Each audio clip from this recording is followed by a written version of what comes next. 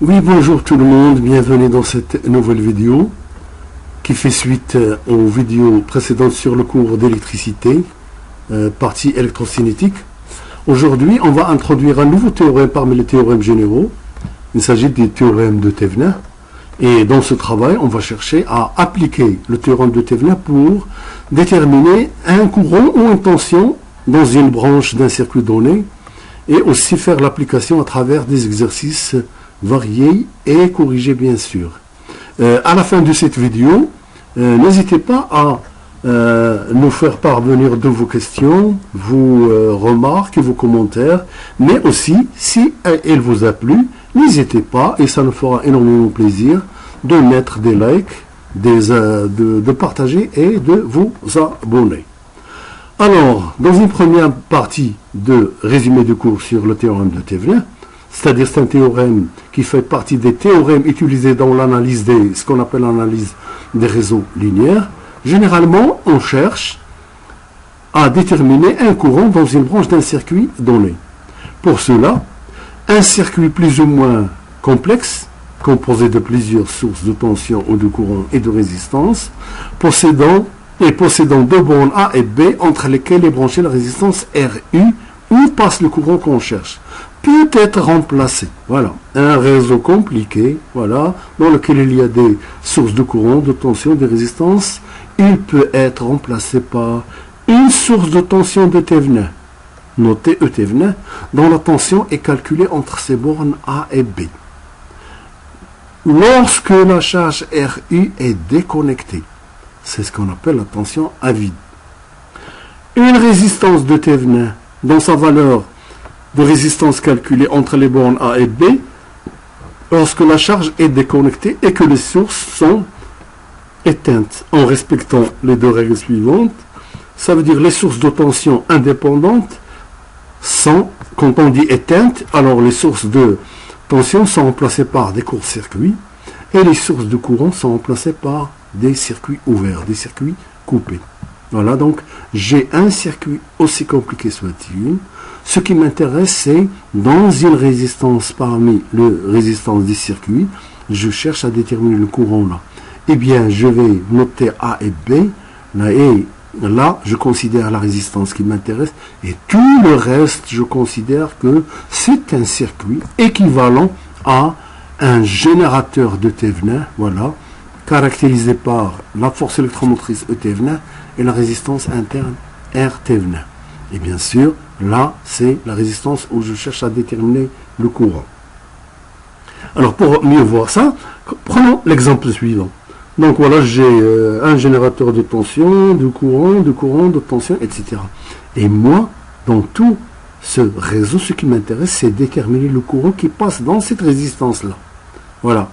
Donc, je prends cette résistance-là, voilà, je la mets de côté ici, et tout le reste, voilà tout le reste des circuits, eh bien, je vais chercher un circuit qui lui est équivalent, qui peut être représenté sous cette forme-là. C'est-à-dire un générateur de force électromotrice E Thevenin et R Thevenin. Donc l'objectif de tout ça, c'est déterminer E Thevenin et R Thevenin, sur lequel est branchée la résistance, et le courant à déterminer, c'est le courant qui passe dans ces conditions-là, dans cette résistance-là. Voilà. Alors, caractéristiques du générateur de Thevenin. Voilà les deux caractéristiques.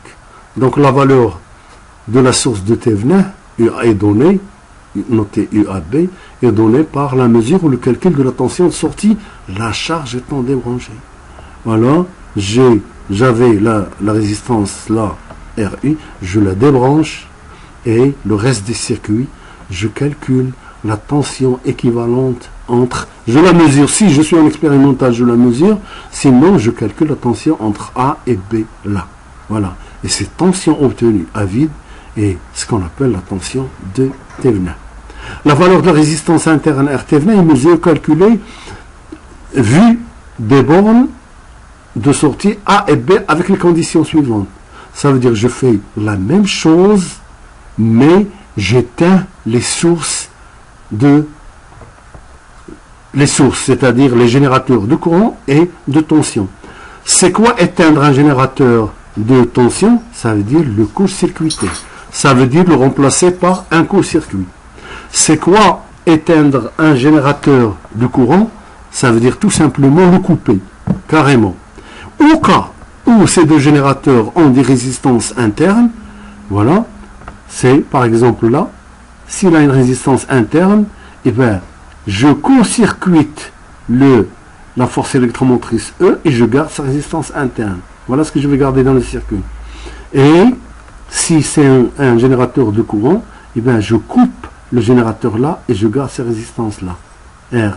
Généralement, on vous donne dans les calculs toujours des générateurs de tension et de courant sans résistance interne. Mais ce n'est pas un problème, sinon vous procédez comme je viens d'indiquer. Dipôle désactivé. Alors voilà, j'ai le circuit et je détermine ma résistance équivalente de Thévenin là. Toutes les sources sont éteintes et ma résistance interne est toujours déconnectée. Alors première application. Premier exercice, on vous demande de déterminer les caractéristiques générateurs de Thévenin, R Thévenin et E Thévenin entre les bornes A et B du circuit ci-contre. Ça veut dire, voilà, déterminer, on considère cette partie-là, voilà, on vous demande de déterminer le générateur de Thévenin équivalent. Et bien je vais chercher le R Thévenin et le E Thévenin, avec cette résistance bien sûr déconnectée. Donc pour le calcul de la résistance de Thévenin, voilà, on court-circuite les générateurs de tension. Donc voilà, mon générateur de tension, je le court-circuite, je me trouve avec quoi? Et bien avec 3 ohms, 7 ohms, 10 ohms, A et B. Si j'arrange un petit peu ce circuit, je cherche toujours entre A et B, et bien je me trouve avec quoi? Avec 3 plus 7 ohms parallèle à 10 ohms. C'est-à-dire 10 parallèle à 10, ce qui va nous donner comme résistance équivalente, ce qui est la résistance de Thévenin, égale 5 ohms. Calcul de la force électromotrice des générateurs de Thévenin. Ben voilà, donc ici, je garde les sources de tension et de courant. Et je cherche quelle est la tension équivalente entre A et B. Et bien quelle est la tension équivalente là? Donc UAB égale à quoi? Donc vous voyez là, quand on dit E égale 40 volts, ça veut dire qu'elle est appliquée entre ce point-là et ce point-là. Donc elle est répartie entre 3 ohms, 7 ohms et 10 ohms. Donc ça veut dire quoi? Ça veut dire que je peux utiliser le diviseur de tension. Et donc, puisque le courant il va faire comme ça là, donc la tension au bord de 10 ohms est égale à quoi? Est égale à E fois 10 sur 3 plus 7 plus 10. 1 sur 3 plus 7 plus 10. Donc E fois 10 sur tout ça. Ça me donne 20 volts. Alors, donc, quel est le générateur de Thévenin équivalent? Eh bien, c'est celui-là. Donc, j'ai 5 ohms et 20 volts. Et maintenant, je viens brancher ma résistance déconnectée dans laquelle je cherche le courant I. Voilà. Et à quoi est égal I? Eh bien, est égal à E Thévenin sur R Thévenin plus RU est égal à 20 divisé par 25, ça fait 0,8 ampères. Voilà. Maintenant, on va passer à l'exercice 2. Alors, utilisez le théorème de Thévenin pour déterminer le courant I dans la résistance R. On cherche le courant dans cette résistance. Alors maintenant, j'espère que la méthode est digérée. Donc, je cherche I dans cette résistance, donc je déconnecte cette partie-là. Et je cherche entre A et B la résistance équivalente lorsque les sources sont éteintes. Et je cherche entre A et B la tension équivalente à vide en présence des sources là. Donc, premièrement, je cherche la résistance de Thévenin. Voilà. Donc, voilà mon circuit. Je déconnecte R. Eh bien, éteindre les sources, ça revient à court-circuiter le générateur de tension et à couper le générateur de courant. Ça veut dire que je suis dans cette configuration-là. Et quelle est la résistance équivalente entre A et B? Ben, c'est tout simplement R3. Là, il n'y a rien qui se passe. Donc A et B, voilà, ça donne R3. Donc la résistance équivalente, c'est R Thévenin, c'est R3, qui est égal à 2 ohms. Maintenant, la source de Thévenin, ou le générateur de Thévenin, eh bien, toujours cette résistance déconnectée, je cherche entre A et B la tension équivalente. Quelle est la tension là? Ben, ici. Donc, il ne faut pas se compliquer la vie, c'est simple. Qu'est-ce que j'ai? J'ai un générateur de courant. Générateur de courant, ça veut dire que c'est un I imposé constant. Donc, sur I0, qu'est-ce qu'il fait? Eh bien, il passe là, voilà, il fait comme ça là. Hop. Ça veut dire R3 est traversé par I0. Donc, VA moins VB est égal à quoi? Eh bien, est égal à moins R3 I0. Pourquoi moins? Parce que le I0, il fait ce chemin-là. Si c'était VB moins VA, eh bien, on va trouver R3 I0. Mais puisqu'on cherche VAB, et que le courant, voilà le chemin qu'il fait, donc ça veut dire que c'est moins R3 I0, c'est-à-dire moins 2 volts. C'est VA moins VB est égal à moins R3 I0, c'est-à-dire moins 2 volts. Maintenant, connaissant la force électromotrice, E Thévenin et la résistance de Thévenin, je viens brancher mon courant, voilà, et je détermine I égale à quoi? I est égal à E Thévenin sur R Thévenin plus la résistance R, voilà, ce qui va me donner moins 2/5 d'ampère. Voilà, maintenant on passe au dernier exercice. Utilisez le théorème de Thévenin pour déterminer le courant I dans la résistance R2. Voilà, le courant dans cette résistance-là. Alors, avec les données numériques du montage, eh bien, comme je m'intéresse au courant qui passe là, je vais déconnecter cette partie-là. Je l'enlève carrément. Et je vais me trouver avec quoi? Avec ce circuit-là. C'est-à-dire mon A et B, elle est là. Eh bien, je vais faire passer ce générateur-là, voilà. Cette borne, je la passe là, et celle-là, là, voilà, je n'aurai rien changé. Et j'obtiens ce nouveau montage qui est tout à fait le même qu'ici.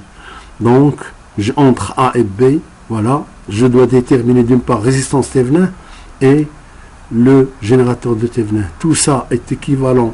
On a déjà enlevé la résistance R2 qui nous intéresse là. Donc, tout ça est équivalent à ce circuit.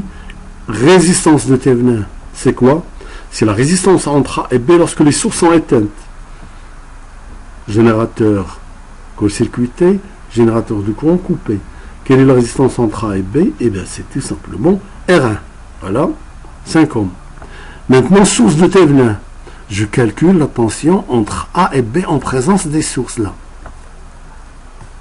En présence des sources là. Eh bien, à quoi est égal VA moins VB? Eh bien, est égal à V ce point moins V ce point plus V ce point moins V ce point. V ce point moins V ce point, c'est quoi? C'est le courant étant orienté comme ça veut dire il fait comme ça là. VA moins V ce point, voilà, c'est moins RI0.